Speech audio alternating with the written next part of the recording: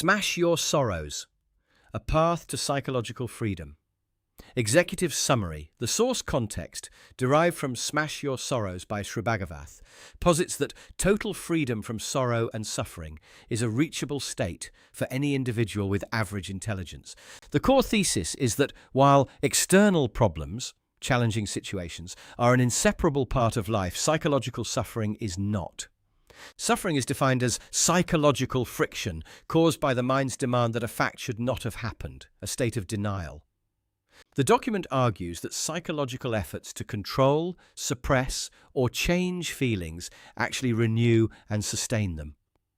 True liberation occurs through a knot of understanding, the realization that there is nothing to attain psychologically.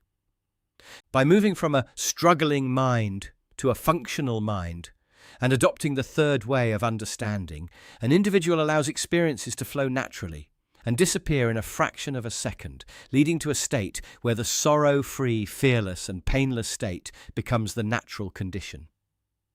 1. The nature of perception, real versus reflected objects. The mind functions as a mirror, creating reflections of the external world. To achieve clarity, one must distinguish between the object itself and the mind's interpretation of it. Real objects. These exist in reality, free from names, labels, or images. Their real nature is beyond the purview of the mind. Reflected objects. These are attributes given to objects by the mind, e.g., labeling a plant as a flower. The psychological mirror. We relate to the real world through these reflections. Conflict arises when we mistake the reflection, our imagination, for the fact. Comparison of object types, category characteristics. Psychological impact, real object. Fact-based, exists in reality, beyond labels.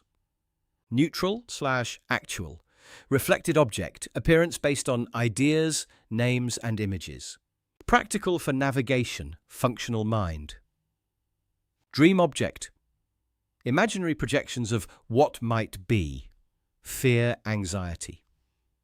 Source of psychological stress and suffering. 2. The functional mind versus the struggling mind. The mind has both positive and negative aspects based on how it handles these reflected objects. The functional mind uses memory and intellect to navigate day-to-day life, e.g., finding the way home. It deals with the wakeful objects of physical facts. The struggling mind creates dream objects, unnecessary imagination, worry, and anxiety about future possibilities or past events. The illusion of movement.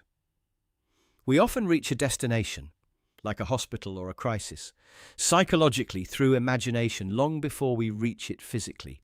This imaginary vision creates suffering that does not exist in the physical fact. 3. The root of sorrow. Psychological friction. Sorrow is not an external force, but an internal reaction. The source context defines the primary root of sorrow through the following logic. 1. The event. A fact occurs, e.g., a precious object is destroyed. 2. The demand. The mind demands that the event should not have happened. 3. The conflict. The happened fact and the psychological demand contradict each other. 4. The friction. This contradiction creates psychological pressure, which we experience as sorrow. The denial of the actual fact alone is the cause of our sorrow. The attitude of denial establishes its reign by making us ignorant. 4. The life of an experience. A critical insight of the text is the duration of psychological feelings. The fraction of a second rule. Every psychological feeling, pain, pleasure, anger, has a natural life duration of only a microsecond. The mechanism of renewal. Feelings appear to be continuous only because we renew them through struggle. By fighting a feeling or trying to suppress it, we feed it back into the subconscious, which then reactivates it. The river analogy. Just as one cannot take a bath twice in the same river water because it is always flowing, psychological experiences are always moving. Struggle creates a block or whirlpool in this flow. 5. Conscious and subconscious dynamics. The mind is divided for the purpose of understanding into two parts. The subconscious mind, the instrument, represents character, conditioning, and the real mind. It is invisible and functions spontaneously, unconsciously. We cannot control it directly. The conscious mind, the music, the visible expression of feelings and emotions. It is temporary. The intellect as a bridge. The subconscious cannot contact external incidents directly. The intellect interprets an incident and feeds that interpretation to the subconscious, which then reacts with a feeling, pleasure or pain. 6. The third way of understanding.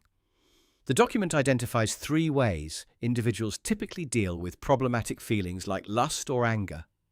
1. First way. Approval. Giving consent to the feeling and expressing it. This often leads to temporary madness or social chaos. 2. Second way. Suppression.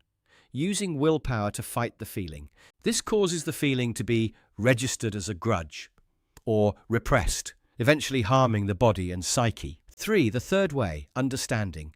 Recognizing that the feeling arose unconsciously and therefore we are not responsible for its arising. By not giving the feeling importance, it is allowed to disappear naturally. The 3 stages of impulse, e.g. anger, stage description. Intensity/control stage. 1. Unconscious. The sudden explosion of the feeling, 100% power beyond control. Stage 2. Conscious.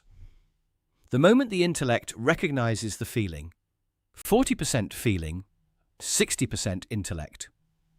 Stage 3. Option/action. The decision to justify, way 1, or suppress, way 2, fully under conscious control. 7. Freedom from bad habits and addictions. Habits, smoking, drinking, gambling, are driven by the pleasure-seeking attitude. The source explains why efforts to quit often fail. The Vali analogy. In the Ramayana, the character Vali gains half the strength of anyone who fights him. Similarly, fighting a habit gives it more power, because the effort to succeed is itself a form of pleasure-seeking. The back door, success. Success over habits does not happen through the main entrance of willpower. It happens through the backyard when one understands the futility of effort. Equality of outcome. When an individual reaches a state where they do not mind if the habit continues or disappears, the pleasure-seeking motive loses its power and the habit falls away like a rootless tree. Conclusion. The knot of understanding. The ultimate saving grace is the realization that there is nothing to attain psychologically. The break effect.